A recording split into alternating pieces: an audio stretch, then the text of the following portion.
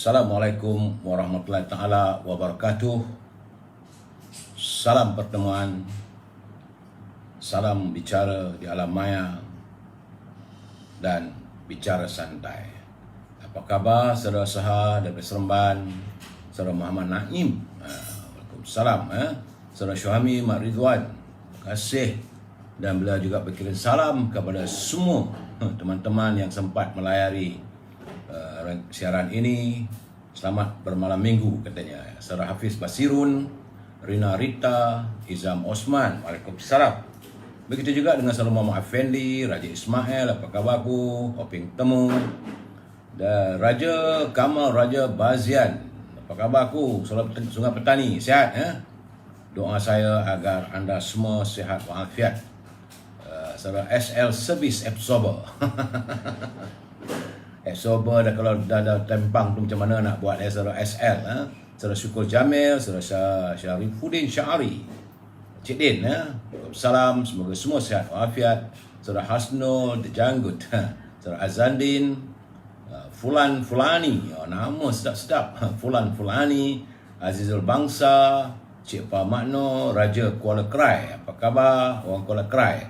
Saudara Muhammad Mazam, Tengku Osman, Akbar Tajuddin, Hashim alias orang Melaka, saudara Badrin Abu Bakar, saudara Syahali Ahmad, dan teman-teman yang tak sempat saya santuni satu persatu, saya mohon maaf dan akan saya santuni usai pencerahan malam ini. Baik saudara, hari ini tanggal 9 Oktober 2021 merupakan hari yang ke-569 virus corona melanda negara kita. 569 hari berada. Dan kesannya sejumlah 2,332,221 warga kita yang terkumpul dijangkiti oleh virus corona, dan semalam mengundang kematian sejumlah 78. Setara jumlah kematian ni dapatan saya daripada apa yang disiarkan oleh My Sejahtera, iaitu sehari. Untuk hari ini tidak ada, saudara. Dan hari ini nampak gayanya ada sedikit penurunan. Dia ada semalam pun turun juga. Semalam susut daripada 9,890 kepada 9,751. Dan hari ini 8,743. Ada susutnya sekitar lebih kurang 1,000 orang lebih. Bagaimanapun masih lagi angkanya tidak begitu menyenangkan kita semua. Di Perlis masih terus susut sebab semalam 94, hari ini 66. Begitu juga di Kedah 437, di Pulau Pinang juga terus susut daripada 632 kepada 537. Tetapi di Perak, macam mana lah nampak gayanya. Terima kasih Raja Baizan, Raja Kamal Raja Bazian. Sebab di Perak ni tinggi benar lah naiknya. Daripada 643 melonjak pula kepada 724. Semalam dah lega, tapi hari ni naik balik. Di Selangor terus lega daripada 1,796 kepada 1,351.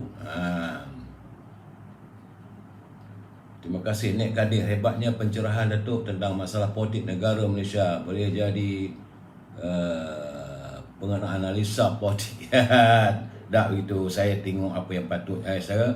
Di wilayah Persekutuan juga nampak gayanya ada sedikit susut daripada 313 kepada 288. Di Putrajaya terus susut daripada 45 kepada 23. Kita mengharapkan agar Putrajaya itu sifar.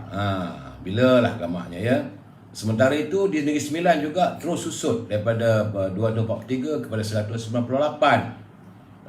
Di Melaka tiba-tiba naik balik. Semalam 244, hari ini 289. Macam mana nak adakan pilihan raya ni? Naik balik di Melaka ni. Saudara, di Johor terus susut daripada 864 kepada 859. Berdoalah kita dan berusahalah warga Johor agar virus corona dapat dikurangkan di negeri Johor khususnya. Begitu juga di Pahang. Tapi di Pahang masih beredar pada angka 553. Semalam 551.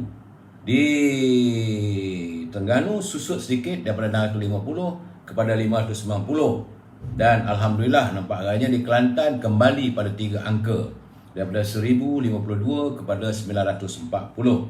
Begitu juga di Sabah, tapi nampaknya Sabah ni ada peningkatan ya.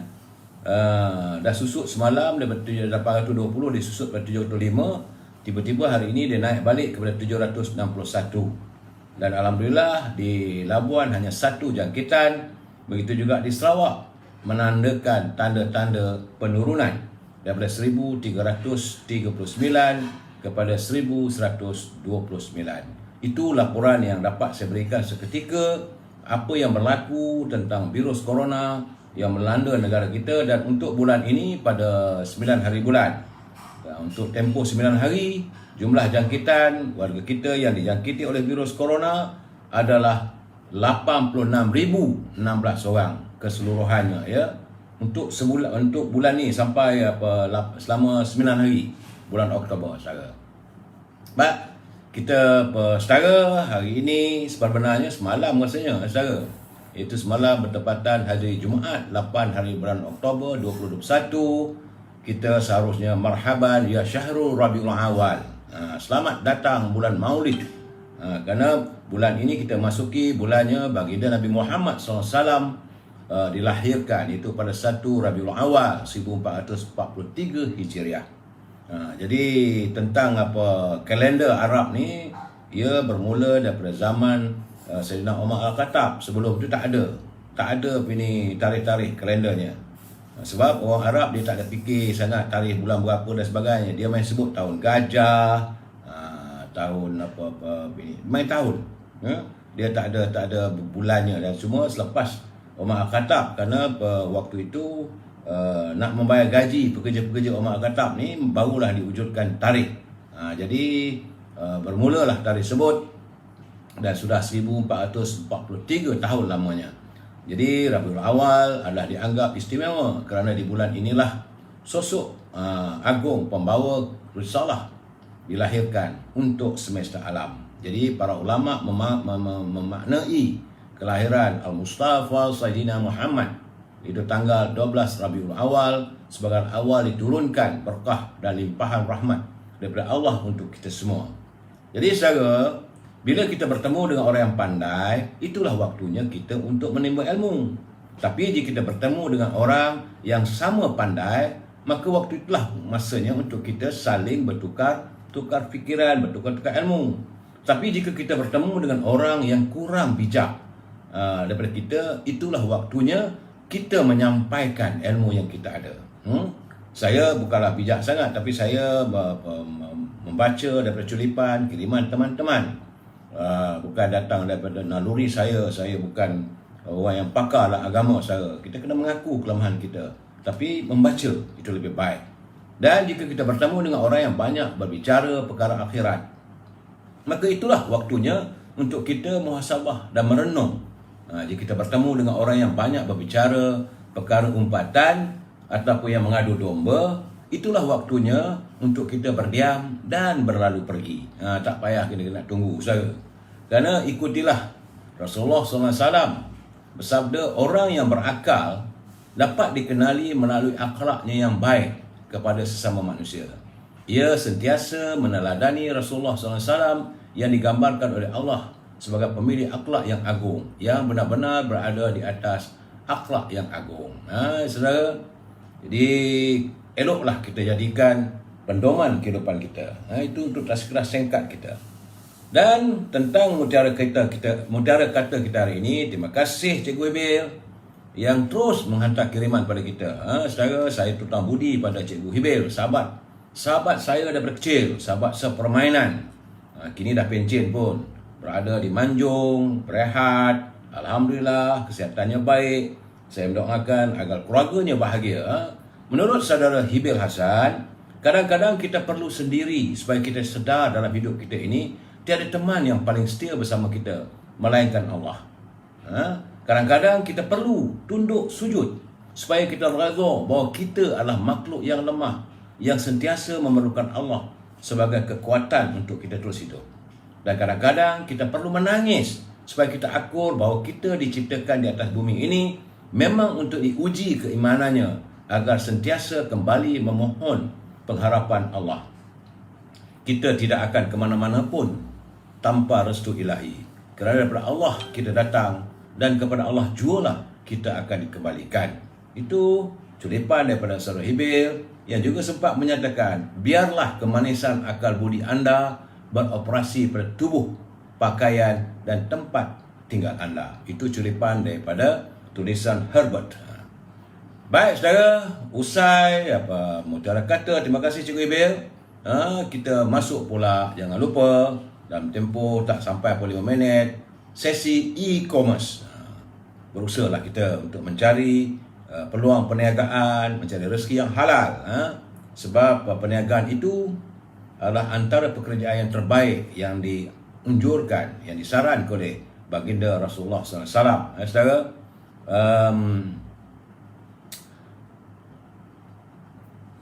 e-commerce kita, kalau saudara mempunyai produk atau bahan untuk saya wawarkan, sila hubungi anak anda saya Al-Azhar di talian 0113304141. Jadi kalau berhubung dengan Azhar, jangan lupa produk ibunya iaitu rendang tok dan bahulu berdal, orang Perak yuk. Serta saudara juga boleh berhubung dengan Siti Fareha, itu menantu teman yuk. Siti Fareha 017-711-4300. Kalau berhubung dengan Siti Fareha, jangan pula lupa dendeng manis Siti Fareha. Memang sedap, makan dengan nasi dan boleh makan pada bila-bila masa. Saudara, dan untuk hari ini saya masih lagi menyantuni produk sahabat kita, Saudara Zul daripada Tokoh Jamu Kemaman. Saudara boleh menghubungi beliau di talian 0191970449. Ini Tokoh Jamu Kemaman. Hari ini produknya tidak lain dan bukan adalah Arabic Gum Almana. Ini original asalnya daripada Sudan. Ada free gift, ada minyak gamat dan kayu sugi. Itu baiknya sahabat kita daripada Tokoh Jamu Kemaman ya. Dan ia merupakan salah satu prebiotik semula jadi terbaik untuk pertumbuhan bakteria baik dalam usus kita. Itulah kegunaan Arabic Gum Almana ini. Ia membantu merawat gout, ulcer, buasir. Sebenarnya ini bukan ubat saudara ya. Ini adalah makanan tambahan dan membantu merawat batu karang, sendi dan saraf. Juga bolehlah dijadikan sebagai upaya kita membantu untuk merawat cirit-berit, darah tinggi, kencing manis dan kolesterol tinggi. Jangan lupa saudara hubungi Saudara Zul 0199170449 Tokoh Jamu Kemaman. Tanyalah beliau tentang Arabic Gum Almana. Begitu juga dengan ini produk yang cukup istimewa bagi saya. Memang saya dah cuba dan amat berhasil. Badan rasa sihat. Tengok muka saya merah saudara. Bukan kerana baju merah, muka pun merah. Iaitu tentang minyak habatus saudah, iaitu black seed. Habatus saudah ni dalam bacaan saya ada teman-teman mengirimkan, baginda Rasulullah menyatakan bahawa tiada penyakit yang tidak boleh diubat dengan memakan habatus saudah melainkan kematian. Ini adalah minyak habatus saudah yang dapatan saya dalam sebulan dua lalu, bahawa tokoh-tokoh perubatan di Jerman juga menggunakannya sebagai antara upaya mengatasi masalah virus corona. Kerana ini minyak habatus saudah ini adalah menambah tenaga dan juga stamina kelesuan. Kalau kita kena jangkitan itu selalunya kita hilang stamina dan meningkatkan sistem imunisasi dan antibody. Dia anti-inflamasi, mengurangkan bengkak badan, bengkak sendi, melancarkan sistem pernafasan. Selalunya kalau orang kena COVID ni, dia susah bernafas sebab itu kena bagi oksigen dan sebagainya.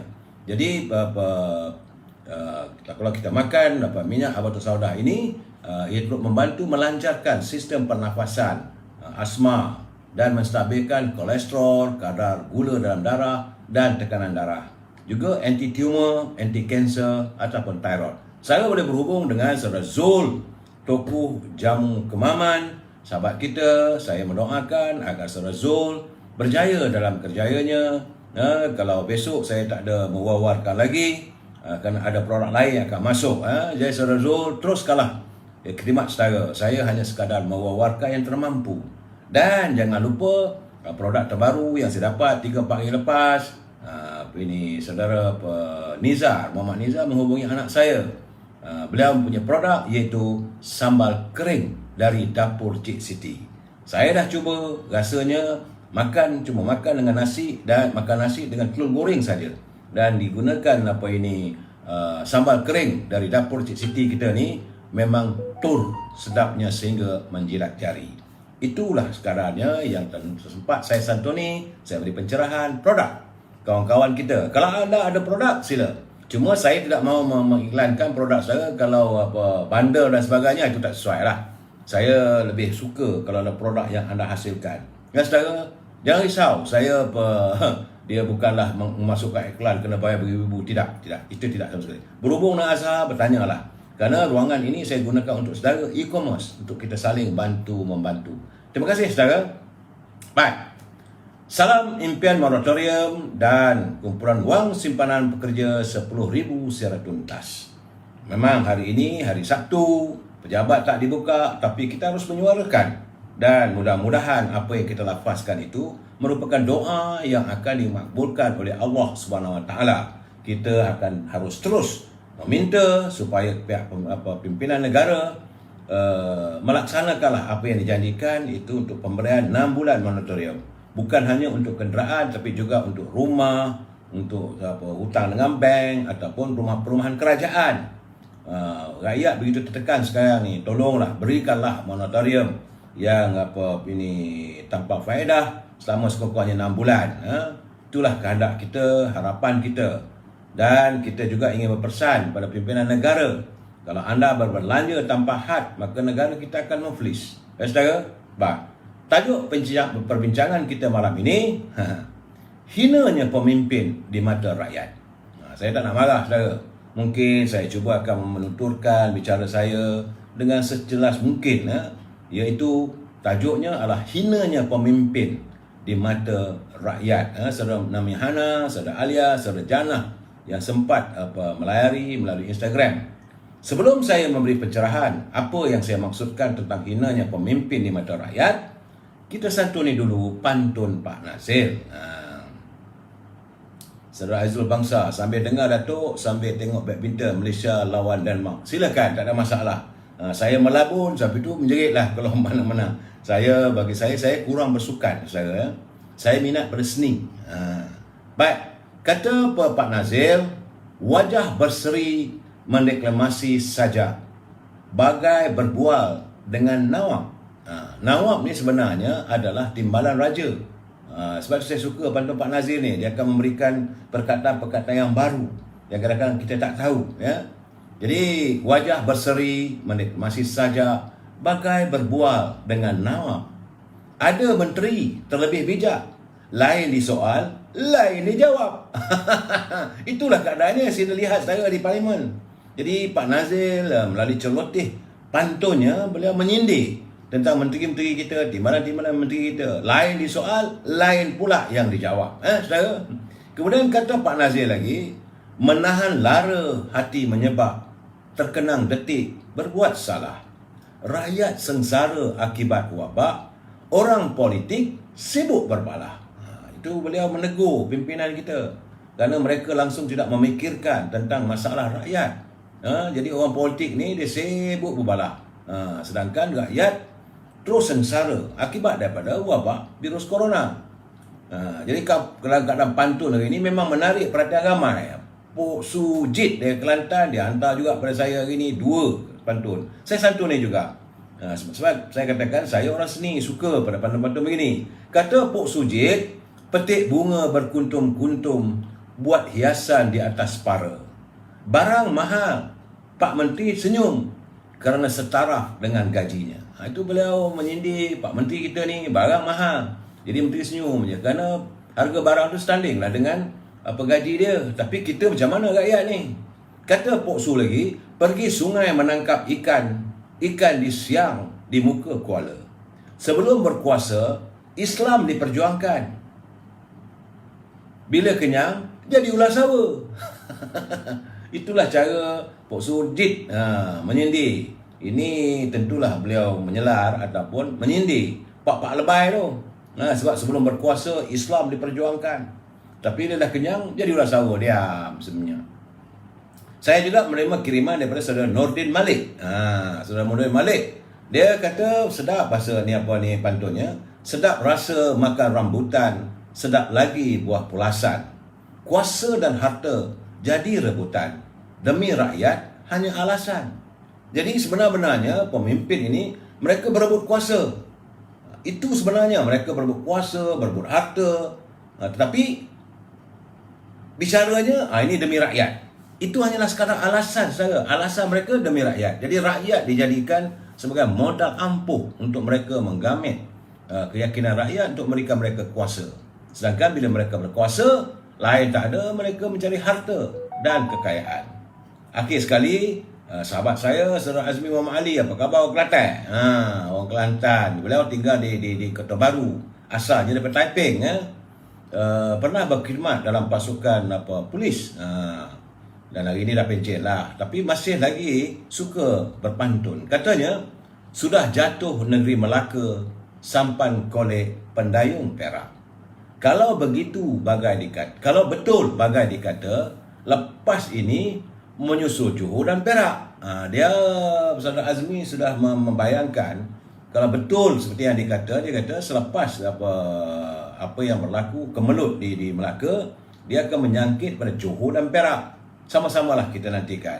Terima kasih Saudara Azmi, terima kasih Saudara Nordin Malik, terima kasih kepada Pok Su, dan apatah lagi pada pejuang pantun kita, raja pantun kita Pak Nazil, yang menghantar kiriman, memberi singulipan, memberi sindiran yang begitu bermakna. Inilah cara warga bangsa kita, bangsa Melayu kita ini menegur dengan bahasa yang indah. Tidak saya lupa, usai bicara pantun, kita masuk segmen Gedung Ilmu. Gedung Ilmu adalah kerana culipan daripada buku yang dikirimkan oleh sahabat saya, buku terbitan Dewan Bahasa dan Pustaka. Terbitan buku ini diterbitkan pada tahun 2000 yang dikirimkan kepada saya secara ikhlas oleh sahabat saya Tan Sri Johan Jaafar, mantan Ketua Pengarang di Kumpulan Usaha Melayu. Semasa saya pun pernah berkhidmat di Kumpulan Usaha Melayu. Beliau juga mantan Ketua Eksekutif di TV3 dan hari ini masih terus menulis dan berkarya. Terima kasih Tan Sri. Jadi buku ini adalah karya daripada Tenas Effendi. Bukan dia tulis, bukan dia karya diri dia, tapi dia merupakan kajiannya tentang ungkapan kata-kata pemimpin-pemimpin Melayu sejak dahulu kala. Selama 3 tahun beliau berada di Dewan Bahasa membuat kajian, maka terhasillah buku ini, di mana antaranya dia kata tentang keperluan seorang pemimpin yang mencernakan wajahnya sebagai pakaiannya yang terpuji. Dia kerana seorang pemimpin itu indah pada budinya, pada bahasanya, sebagai pakaian jiwanya. Ia bukan pakai baju saja ya. Kerana setiap pemimpin itu bergaul pada yang betul, berkawan pada yang sejalan, bersahabat pada yang bersifat, berguru pada yang tahu, menuntut pada yang patut, mencontoh pada yang senonoh, meniru pada yang sejudu, meneladan pada yang sempadan. Itu antara kata-kata di pimpinan kita terdahulu. Ada lagi, adil menjadi hakim, bijak dalam bertindak, cermat dalam melihat, teliti dalam berjanji, amanah dalam bersumpah, tahu diri dengan perinya. Itulah cara bahasa orang tua kita dulu, nenek moyang kita berbiasa menggambarkan tentang pemimpin yang kita harapkan. Kita sambung lagi malam esok, insya-Allah. Setara ya. Baik, sebelum saya memberi pencerahan yang lain, saya perlu memberi peringatan mereka yang menyunting semula live saya ini dan dimasukkan dalam channel YouTube, maka semua itu adalah tanggungjawab anda di atas setiap suntingan yang anda lakukan. Saya tidak akan bertanggungjawab langsung atas sebarang komen ataupun sebarang kesan daripada suntingan anda yang anda masukkan dalam channel YouTube, dalam channel Facebook ataupun Instagram. Saya pun tak mampu untuk melihat ataupun menyemak satu persatu. Ini adalah pencerahan politik berprinsipkan kepada we must agree to disagree, ataupun kita mesti bersetuju untuk tidak bersetuju. Saya harus melafazkan ini saudara kerana ini diminta oleh peguam saya. Dia kata kena buat, walaupun orang tak suka, kena cakap juga setiap malam. Dan Saya mohon kepada saudara, bila kita berbicaralah, ataupun menulis, ataupun saya nampak ada perbincangan, bagus. Jadikanlah media ini sebagai kita berinteraksi. Cuma jangan gunakan bahasa-bahasa yang tidak sopan. Gunalah bahasa yang baik. Jadilah kita ini warga yang berilmu, sebab kita adalah warga cinta damai yang menyantuni budaya yang cukup harmonis. Ingat saudara ya, saya menanti kiriman anda, saya menanti pandangan anda, sama ada untuk bersetuju ataupun tidak bersetuju. Kalau anda tidak bersetuju, tidak ada masalah. Kalau anda bersetuju juga, alhamdulillah. Jadi inilah kita punya prinsip perbicaraan kita sahabat malam. Ya saudara, sebab hari ini saya melihat ramai sangat warga kita yang telah mempertikaikan tentang pelantikan seorang ahli lembaga pengarah Universiti Malaya yang baru-baru ini. Jadi yang ini kita nak tanya pada Menteri Pengajian Tinggi lah. Kerana yang dilantik itu katanya Danish Raj, berusia dalam 29 tahun. Ramai orang ketawa kerana dia ni rupanya antara kumpulan yang seakan-akan ada agak-agak sikit lembut lah, macam sajak katanya. Tapi dia bukan sajak, dia lembut.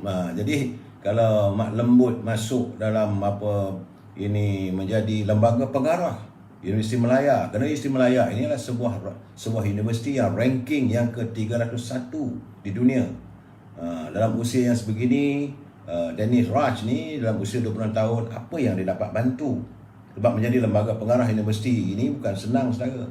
Kerana memanglah ada kiriman dia punya CV ataupun catatan data peribadi, tapi bila tengok begitu, kadang-kadang CV pelajar-pelajar lulusan tingkatan 5 lebih baik, yang nak masuk ke Universiti Malaya lebih baik. Jadi macam mana pun, kerana dia kabarnya lulusan seni tari. Kalau lulusan seni tari, lembutlah apa. Jadi sebagai bekas pelajar di Universiti Malaya, ada kiriman pada saya, dia kata saya tak nampak apa yang canggihnya untuk dia menjadi exco di Kolej Kediaman. Jadi oleh itu kita tak tahulah terpulang pada Universiti Malaya dan pimpinannya, pada menteri. Kalau boleh semak baliklah. Nak lantik orang tu biarlah kena pada tempatnya. Kita bukan macam kita selalu katakan berburu ke padang ajar, dapat rusa berbelang kaki. Kalau berburu ke padang ajar, akhirnya binasa, segalanya tak menjadi. Itu saudara. Dan saya juga kita bercakap tentang kiriman seorang teman yang menjelaskan tentang untung nasib sebuah hotel di Melaka. Sebab kita masih lagi berbicara tentang Melaka. Sebab sekarang ni banyak yang terselak, iaitu terdapat sebuah hotel yang terletak di Aikro. Nama hotel itu adalah Kobemas Hotel. Jadi hotel ini dibangunkan melalui sebuah koperasi yang ditubuhkan oleh ahli-ahli politik, tentulah UMNO saudara. Tapi bagaimanapun hotel tersebut katanya ada usaha-usaha untuk melakukan songgelap itu dan ini. Tapi kerana tak berjaya, akhirnya hotel tersebut masih lagi terbiar. Jadi kabarnya ada usaha-usaha nak dijual ke tangan bukan Melayu. Dan tanah itu dibina di atas tanah reserve Melayu. Jadi inilah untung nasib hotel Kobemas yang terletak di Aikro. Jadi saya harap bagaimanapun hotel tersebut masih lagi selamat, dan kalau kita bertandang ke Aikro atau di Melaka, eloklah kita bantu, kita tinggal di hotel tersebut. Kerana banyak sangat dia punya orang yang cuba untuk kalau hotel itu tidak maju ataupun langsung terus nak dijual, akhirnya orang lain lah. Kerana kawasan itu begitu strategik. Saudara, Saudara Fazilah Abdul, dia orang takkan setuju punya. Pulanglah ya. Lembut ni kira sotong tu. Ayalah tu. Saya pun tak tahu. Jangan jadi sajak sudahlah ya. Saudara, sebenarnya saudara, satu ketika dulu, waktu saya anak-anak kecil, saya kalau ada wakil rakyat datang ke kampung saya, maka kita sambut dengan begitu hormat.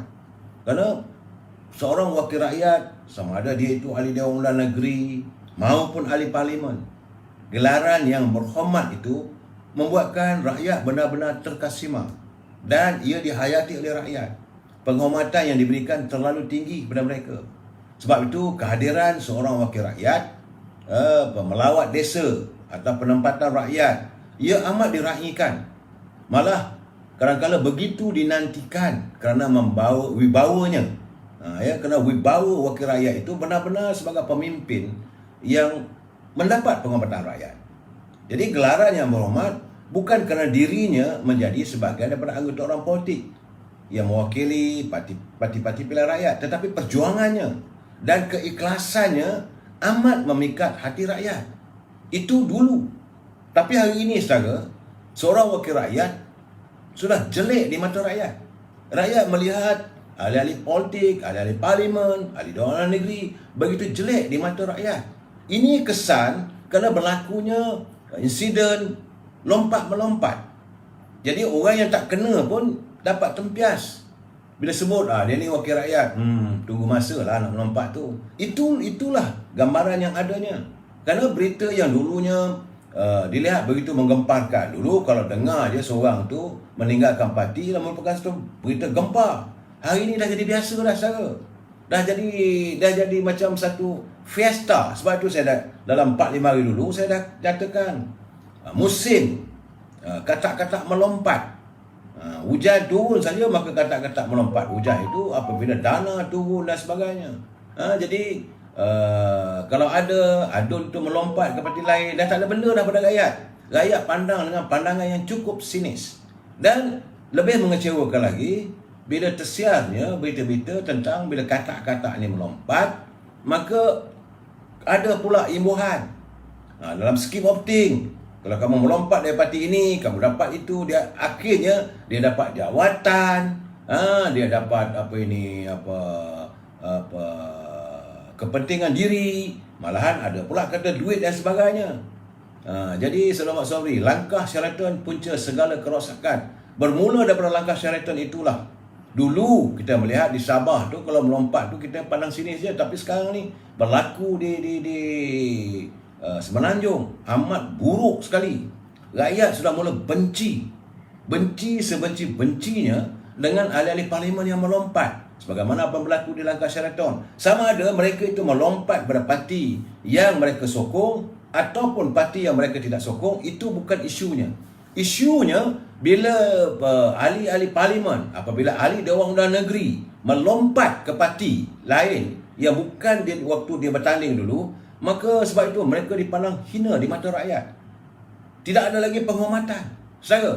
Jadi bila dengar pula dah lompat, dia ikut kerajaan, dapat jawatan. Yang terbaru ni kita dengar lah. Tadi saya dengar bicara daripada Datuk Shafri Apdal di Sabah berhubung lompatan daripada Datuk Yusof dan dua orang ahli adun daripada Parti Warisan yang katanya menyertai parti gabungan sebagai bebas gabungan rakyat Sabah. Jadi dia mengatakan bahawa dia tak pernah memberi keizinan. Jadi wakil-wakil rakyat begini mereka mencipta macam-macam cerita yang bila dinafikan dah tak ada jawapan. Sebab itu rakyat melihat apakah mereka ini melompat hanya kerana perjuangan. Dan mereka sanggup meninggalkan parti. Maka terkotak-kantinglah parti itu. Nasib baiknya kalau daripada UMNO ni, kalau mereka melompat tak ada masalah. Sebab kita masih ada lagi kita punya jaluran untuk meneruskan perjuangan. Tapi bagaimana parti-parti yang lain? Dan kita pun daripada UMNO pun, kalau orang nak melompat nak masuk UMNO pun, kita bagi saya lah, saya suka nak menerima keikhlasannya. Kerana mereka ini melompat mesti adalah untuk matlamat sesuatu. Pertama, sama ada untuk mengejar jawatan ataupun untuk mendapat imbuhan. Dan yang ketiga sekali, mereka mengharapkan supaya dulu mereka bertanding buat kesilapan. Rakyat dah tak pandang mereka. Dan besar kemungkinan mereka juga melakukan kesilapan. Apa yang berlaku, kita dengar bila ada wakil rakyat yang sudah pun disiasat oleh Suruhanjaya Pencegah Rasuah, disiasat oleh pihak polis, konon-kononnya ada kejadian jenayah dan sebagainya, tiba-tiba tak lama lepas itu dia melompat. Lompatan itu bukan pada parti lain, tapi melompat pada parti yang menguasai kerajaan. Dan lebih mengecewakan, mereka ini tidak ada pula tindakan lanjut, seolah-olah disepikan, seolah-olah disenyapkan. Ini membuatkan rakyat benci. Rakyat melihat bahawa mereka melompat kerana ada masalah. Kerana mereka juga selain mengejar habuan, mereka mahu membersihkan diri supaya dilihat sufi dan suci. Jadi keadaannya. Jadi sebab itu saudara, sebutlah apa sajalah atas nama untuk menghalalkan tindakan mereka itu, sama ada ini merupakan satu perjuangan lah, sebagai ini satu kesedaran lah, sama ada scheme of things lah, ataupun satu perjanjian yang baru, ataupun apa sajalah dia kata, tetapi rakyat melihat ini adalah tindakan yang paling keji, kerana ini juga tidak boleh dinafikan adanya unsur-unsur korupsi politik. Saudara jangan lupa ni semua. Jadi kesannya sekarang saudara, rakyat akhirnya semakin hilang penghormatan. Rakyat semakin hilang keyakinan terhadap mereka ini. Jadi pemimpin yang seharusnya disanjung kini menjadi sebegitu hina di mata rakyat. Terlalu hina mereka ini. Dah tak layak lagi nak mendapat gelaran sebagai yang berhormat. Saudara Mansur Wahab lompat sikap lompat, akhirnya mereka digelar katak lah, ada yang menggelar berlukang lah, dan macam-macam lagi gelaran yang tidak sepatutnya. Dulu kalau sebut wakil rakyat, orang hormat, orang sanjung, dan hari ini tidak lagi. Ini kepada wakil-wakil rakyat yang melompat ni ramai, bukan sikit saudara, jumlahnya semakin bertambah. Kesan apa itu juga apabila berlaku di Melaka baru-baru ni, saudara. Dan cuba saudara hayati, saya terima satu sulipan daripada teman kita daripada Negeri Sembilan. Dia kata ini, cuba hayatilah ya saudara, nama dia ini saudara JS Silan. Dia kata, "Hai Tok," dia kata, "dia ni orang Negeri Sembilan. Asal Jolobu Simpang Pertang. Adun dan ahli parlimen saya orang UMNO. Tapi dia kata saya lebih suka PKR walaupun bukan ahli sepenuh masa. Friendly speaking," dia kata, "Tok, I don't like them. Saya tak suka mereka. Kerana sepatutnya dah 60 tahun pemerintahan ini, kita dah harus digelar negara maju setaraf lebih hebat daripada Singapura. Tapi nampak gayanya katanya ekonomi Singapura lebih bertunjangkan kepada pelabuhan saja. Tidak ada sumber galian seperti kita. Namun kita masih terkial-kial mencari arah tuju. Tatkala semua negara mendongak ke atas mencari kejayaan dan kekayaan, kita masih diselubungi rasuah dan salah guna kuasa. Perangai buruk dari atas sampai ke dasar. Pendapatan isi rumah rendah berbanding negara lain. Sebenarnya bukan UMNO yang salah katanya. Ini bukan salah UMNO, tapi nakoda dan kelasi yang memimpinnya yang bermasalah, dan mereka ini masih tak serit-serit. Kita bukan berbangga dengan PKR katanya, tapi kita kagum dengan perwatakan yang diperlihatkan oleh Datuk Seri Anwar Ibrahim yang tegas, no corruption dan salah guna kuasa. Rasuah ini, kata saudara J. Silan tadi, adalah umpama barah. Ramai anak-anak muda sudah tersisih walaupun bakat mereka menggunung hanya disebabkan oleh rasuah dan dijadikan taruhan jawatan itu untuk menimba kekayaan mereka. Jadi dia kata, saya bolehlah nak cicit Tok, dia kata. Kerana dia bertugas sebagai senior eksekutif, sebenarnya produktif dan eksekutif. Jadi dia kata masa tu agak terhad lah untuk cicit dan sebagainya. Anyway, dia kata harapannya ada sinar untuk kita, supaya negara kita kembali menjadi Tiger of the Asia. Dia kata semua bangsa harus berganding bahu demi sebuah negara yang tercinta. Dia kata saya bangga jadi anak bangsa Malaysia. Dia bangga, tetapi kerana adanya pemimpin yang terjebak dalam korupsi. Ini keadaan saya. Dan hari ini juga kita lihat helah politik ni macam-macam, membuatkan rakyat marah, rakyat benci. Hari ini saya tidak menolak kemungkinan tentang, sebab kabarnya Parti Kuasa Rakyat yang ditaja oleh abang kepada Perdana Menteri Saudara Kamaruzzaman Yaakob, kabarnya ini saya tak dapat ketetapan, tapi mengikut kiriman yang hantar pada saya, kabarnya parti ini akan digunakan oleh ahli-ahli parlimen daripada Bersatu yang melompat daripada parti PKR untuk bertanding di kawasan mereka sekarang ini. Kerana kawasan itu kononnya ada terdiri daripada kalangan pengundi berbilang kaum. Sebab itu menurut Saudara Kamaruzzaman, parti PKR jugalah, parti nama parti dia tadi, Parti Kuasa Rakyat ni, dia tidaklah kanan sangat. Sama UMNO ni kononnya kerana terlalu kanan. kerana memperjuangkan bangsa, agama, bangsa dan tanah air. Tapi parti dia ni agak lebih terbuka macam PKR juga. Jadi tujuannya untuk menarik sokongan daripada pengundi-pengundi bukan Melayu. Dan tujuanlah untuk melawan calon-calon daripada Amanah ataupun DAP di kawasan Melayu ataupun friendly BN. Inilah jentera parti yang akan digunakan untuk menarik B40, iaitu terdiri daripada golongan Marhain. Jadi katanya pastilah Jcom, Zuraidah dan Azmin berada di belakang. Jadi apakah ini membawa erti bahawa Parti Kuasa Rakyat mendapat restu daripada Perdana Menteri untuk dijadikan platform melawan menentang Pakatan Harapan dan membantu Melayu Marhain untuk mendapatkan sokong Melayu Marhain? Saya tidak tahu. Tapi kalau inilah ciliknya percaturan politik, saya kata inilah membuat kawan marah.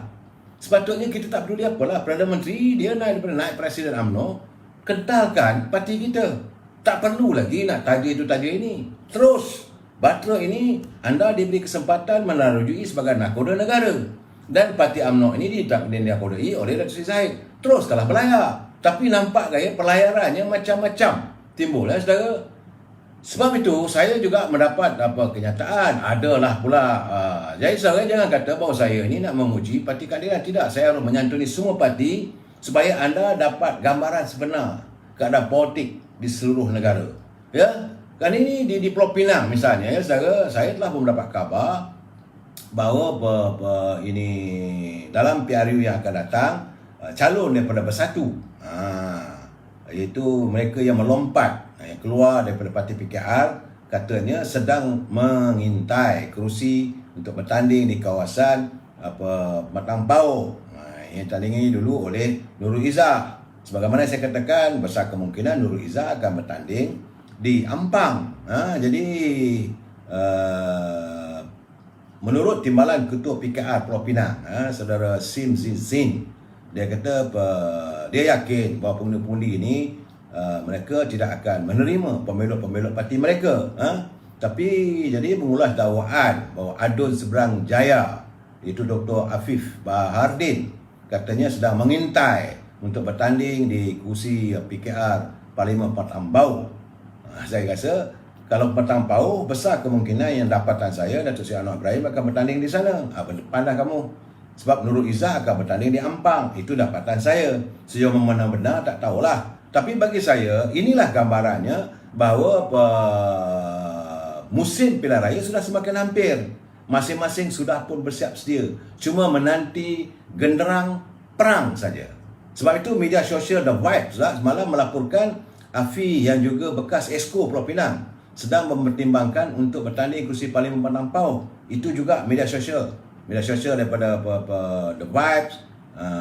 Kemudian ada lagi Malaysia Kini, dan nampaknya kalau banyak media sosial melaporkan begitu, besar kemungkinan benda itu adalah realiti walaupun ia sekadar gosip politik. Jadi kerana kerusi Batang Pau ini dilihat begitu prominent, kerana disitulah lahirnya seorang pemimpin bernama Anwar Ibrahim. Kemudian apabila berlaku reformasi, disitulah nyawa Parti Keadilan sama ada hidup atau matinya. Orang lain kalah, tapi PKR kekal menang di Batang Pau satu ketika dulu, Datuk Seri Dr. Wan Azizah.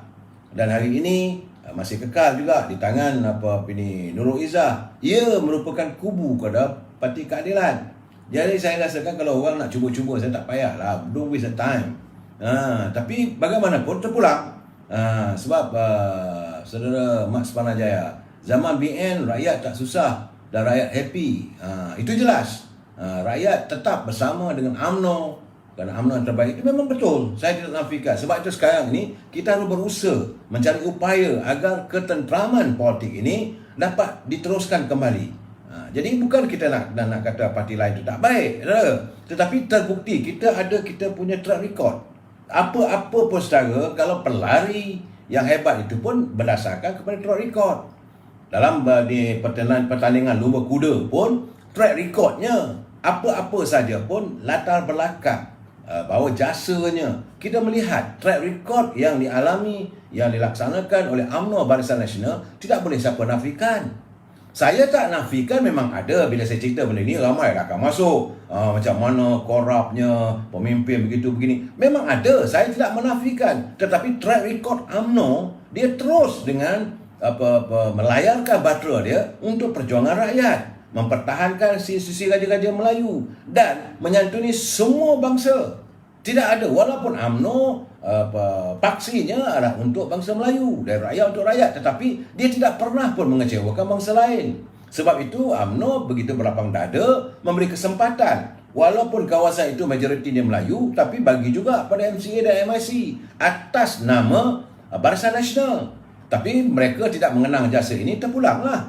Jadi UMNO tak ada pula nak retaliate, tidak pula nak maki hamun, tak ada. Jadi dalam keadaan begini, kestabilan politik yang diadun oleh UMNO jelas memperlihatkan bahawa negara kita berada di landasan yang stabil. Sebagaimana yang saya katakan semalam, kemarin, apabila negara kita ini ditadbir oleh parti yang bukan daripada UMNO, dan lepas itu bila mereka tadbir penuh dengan cacar marbanya, janji hanya sekadar dicapati, maka orang hilang keyakinan. Bila orang hilang keyakinan, pelabur-pelabur apatah lagi. Mereka lari meninggalkan kita, tidak mahu melabur di bumi kita ini. Bila mereka tiada pelaburan, maka ekonomi kita terus menguncup. Walaupun pemimpin menyatakan berkali-kali ekonomi kita ni dijangka, agak jangka sajalah. Hingga saat ini kita masih dalam keadaan ekonomi yang menguncup. Ketakutan saya, kebimbangan saya apabila Yang Berhormat Menteri Kewangan membentangkan bajet akan datang, saya mendengar khabar katanya akan berdasarkan kepada 65% pinjaman yang berbanding dengan kadar dasar KDNK. Ini amat membimbangkan kita sebab negara akan melihat apakah negara kita ini terkenal sebagai negara pemiutang. Bila kita berhutang, macam mana nak bayar? Saudara, ini gambaran yang agak tidak begitu merangsangkan pemikiran saya. Ekonomi kita berada dalam landasan yang baik kerana kedudukan kestabilan politik masih lagi belum mampu dijana. Sebab itu kita melihatlah apa yang berlaku di Pulau Pinang itu tentang PKR. Jadi kita kembali menyantuni apa yang berlaku dalam krisis Melaka. Jadi kita sekarang ni teruk di Melaka ni saya, bahawa ada tindakan buruk-memburuk, mengata itu ini. Saya menyarankan agar mereka yang menjadi pemimpin di Melaka berhentilah keji-mengeji. Sebab semua orang tahu, rakyat semua tahu apa yang berlaku di Melaka sepanjang kepimpinan anda. Kerana Melaka selepas pilihan raya ke-14, ia dipimpin oleh Pakatan Harapan.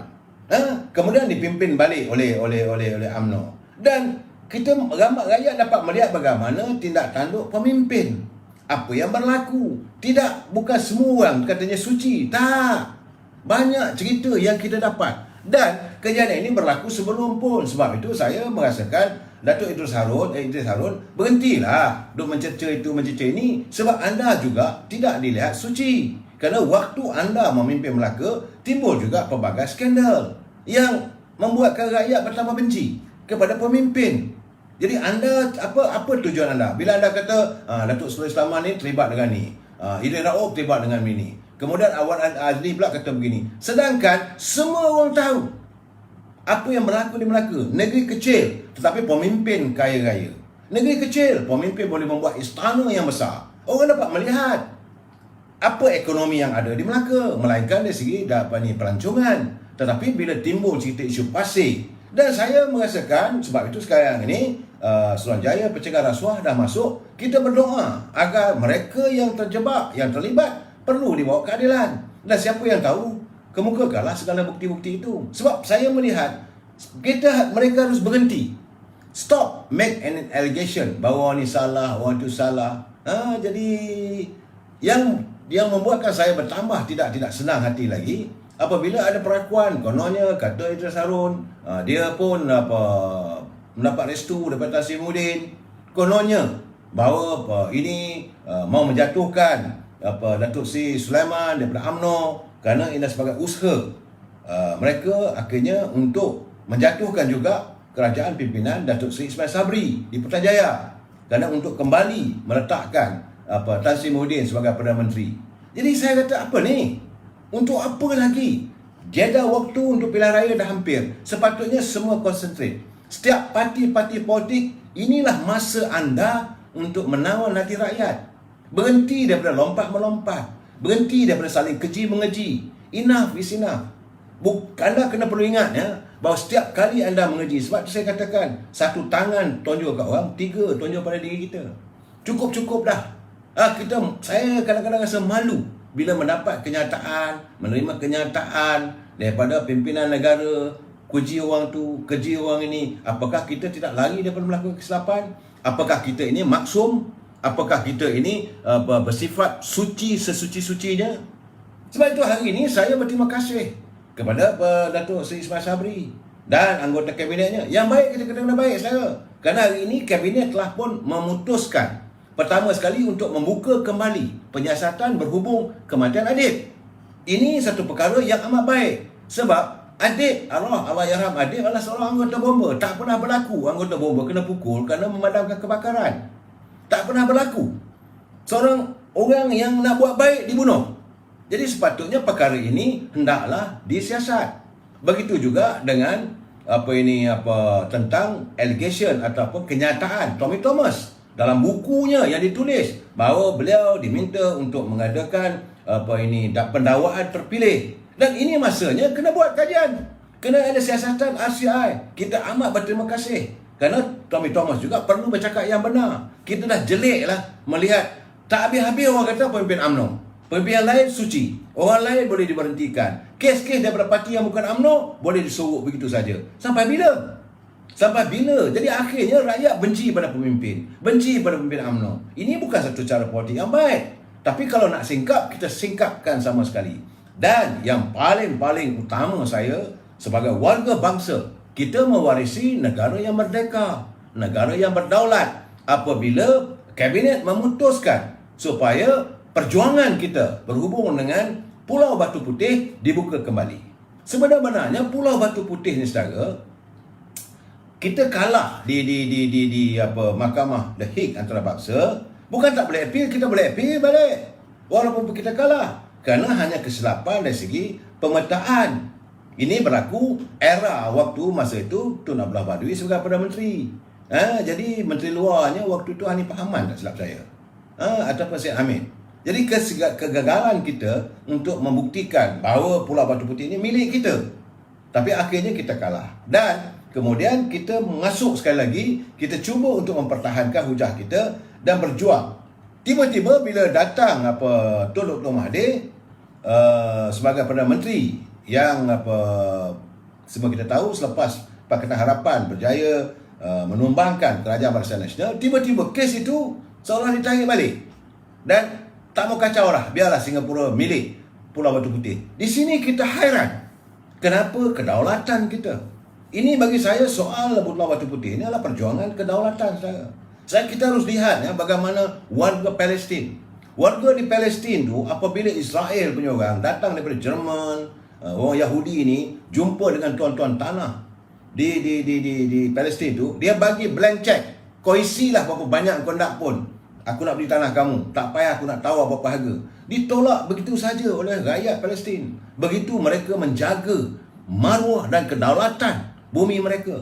Dan kita tiba-tiba bila kalah sekali, dah tak payah nak ni. Sebab itu bila kabinet hari ini membuat keputusan untuk diwujudkan kembali, untuk dikaji balik, sebab banyak dapatan-dapatan yang ada di kota London, di Museum London, bahawa Pulau Batu Putih itu memang hak milik kita. Saudara, bukan hanya Pulau Batu Putih. Dari segi sejarahnya, Singapura itu termasuk pun milik kita. Tapi kita tak mahu mempertikaikan selepas mereka mengambil keluar daripada Malaysia. Okeylah, tapi bukan artinya mereka keluar dengan segala tanah jajahan kita, kedaulatan bumi kita ini boleh diambil begitu saja. Pulau Batu Putih ini juga menyangkut soal kedaulatan Duli Yang Mulia Sultan Johor dan jajahan takluknya. Kerana Pulau Batu Putih itu berada jajahan takluk pada kedaulatan Sultan Johor. Jadi ini harus menjadi tanggungjawab kita, warga bangsa kita, mahu untuk mempertahankan kedaulatan.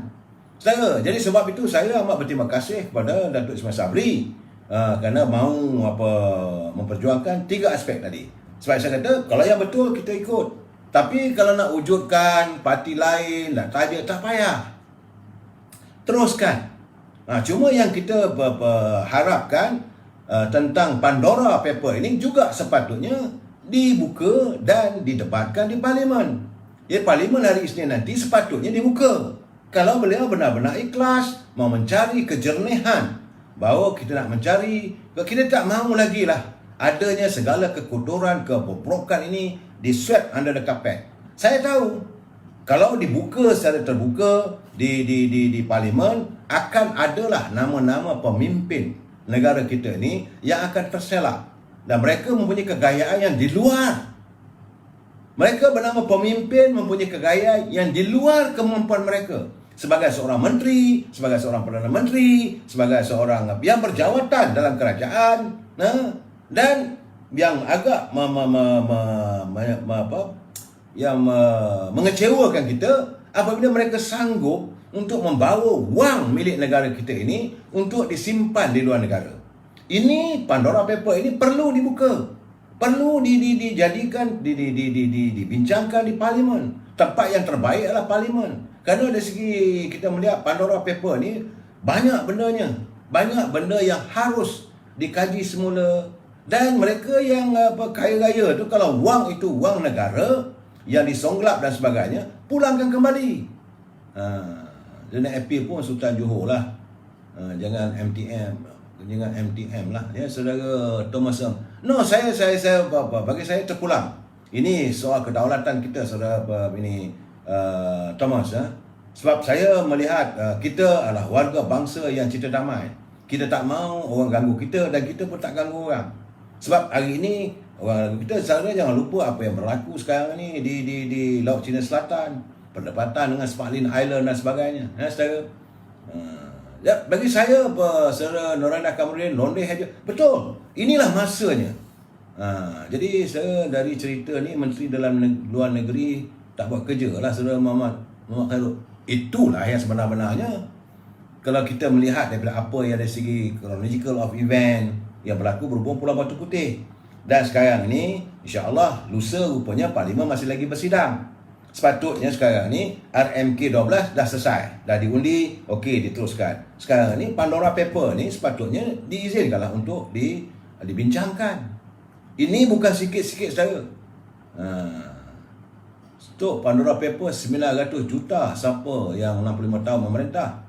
So Jack Spah, ini soalnya soal siapa yang memerintah itu bukan isunya selagi benda ini tak terdedah. Kita mahu, sebab itu kita mahu dibincangkan. Dia bukan 900 juta, saudara. 900 bilion. Bukan main-main, saudara. Wang ini wang negara dibawa soalnya sekarang ni kau nak songlap ke apa semua, kenapa disimpan di luar negara? Yang mengakibatkan negara bertambah kering. Kita ni dalam badan kita ni, darah ni dikeluarkan, diletakkan tempat lain. Jadi dalam badan kita kekurangan darah. Bila kita tak cukup wang, bila sampai kena serang dalam ekonomi yang merudum begini, kita yang sengsara. Jadi sepatutnya wang itu kalau ada dalam badan kita, kita tak ada masalah. Kita rakyat yang cuma 32 juta rakyat saja. Kalaulah benar wang sejumlah 900 bilion itu boleh berada dalam negara kita, tak adalah kita timbul masalah sangat. Untuk rakyat nak pakai duit apa kumpulan wang sebenarnya pekerja 10,000, bagi sajalah, tak ada masalah. Kalau penyimpannya 2 juta lah katakan, baru 2 bilion, 20 bilion, apa ada masalah? Ini 900 bilion. Jadi kalau nak bagi apa bantuan untuk apa makanan dan sebagainya, wang itu banyak, bukan sedikit. Itu yang kita harap supaya Pandora Paper ini dapat dibincangkan. Sebab bagi kita sekarang ini bukan soal politik, ini soal rakyat, ini soal hak rakyat, ini soal negara kita yang telah dikhianati oleh mereka yang sanggup menyimpan wang di luar negara. Saya bila mendengar benda itu, saya tak boleh terima. Saya minta maaf, tapi saya tak boleh menamakan orang itu menuduh sama ini subjek kepada boleh dibawa ke mahkamah dan sebagainya, dan boleh berakhir dengan tindakan mahkamah. Jadi tempat yang terbaik untuk membincangkan tentang Pandora Paper ini tentulah di Parlimen. Sebab Parlimen dia ada imunitinya, dia ada kekebalan. Setiap ahli Parlimen, setiap wakil rakyat nak berbincang tentang Pandora Paper ini, mereka kebal daripada tindakan undang-undang. Jadi mereka boleh berbincang satu persatu. Kalau kita nak bincangkan secara terbuka, kita subjek yang boleh disaman dan diseret ke mahkamah. Sebab itu Pandora Paper ini bukan main-main, saudara. Sebab ini yang jelas. Jangan asyik-asyik tuduh kita saja. Jangan asyik-asyik tuduh Datuk Seri Najib. Jangan asyik-asyik tuduh Zahid Hamidi. Jangan asyik-asyik tuduh semua pemimpin UMNO. Sedangkan mereka juga pemimpin UMNO yang terdahulu. Mereka adalah pemimpin-pemimpin UMNO yang terdahulu, yang juga mencipta kekayaan. Jadi keadaan ini perlu didedahkan. Saya rasa sekarang ni tak ada masa lagi untuk kita melindungi. Buat apa saudara kalau kita nak melindungi mereka yang bernama pengkhianat? Bagi saya mereka yang sanggup membawa wang untuk disimpan ke luar negara itu adalah antara pengkhianat. Ini adalah pengkhianatan. Sebab itu Datuk Seri Najib dia kata saya tak terlibat, saya tak ada langsung. Dia faham. Wang yang kita ada, yang milik kita pergi simpan dalam bank di Singapura. Kita simpan dalam bank di Cayman Island. Maka bank itulah yang kaya raya. Bank Barclays ke bank apa. Sedangkan bank kita, negara kita ini terus dalam keadaan menguncuk. Ini masalah saudara. Dan kita mengharapkan lusa bila Parlimen bersidang, Pandora Paper ini maka perlu didebatkan. Ya, saudara Seri Najib juga salah, saya tak tahu. Kita tidak mau menyalahkan sesiapa, maka tempat terbaik untuk kita mengetahui puncanya, bagaimana ia terjadi, keadaan sebenarnya adalah di Parlimen. Dan kita mengharapkan jangan pula Parlimen nanti terus dibaculkan hanya dengan isu-isu yang kita mendengar menteri-menteri jawab baca skrip.